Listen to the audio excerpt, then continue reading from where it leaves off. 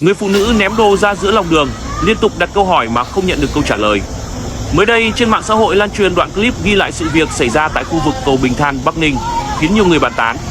Theo video ghi lại, một người phụ nữ đã mang nhiều vật dụng ném ra giữa lòng đường, gây cản trở các phương tiện lưu thông. Phát hiện sự việc, một tài xế xe tải đi qua đã xuống xe nhắc nhở vì lo ngại mất an toàn giao thông.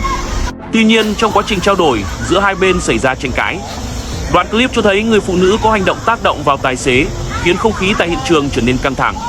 Toàn bộ diễn biến sau đó nhanh chóng được chia sẻ trên mạng xã hội và thu hút sự chú ý của cộng đồng mạng. Hiện chưa rõ nguyên nhân dẫn đến việc người phụ nữ ném các vật dụng ra đường. Nếu đang lái xe mà gặp cảnh này giữa đường, bạn sẽ xuống nhắc nhở hay chọn cách báo cơ quan chức năng?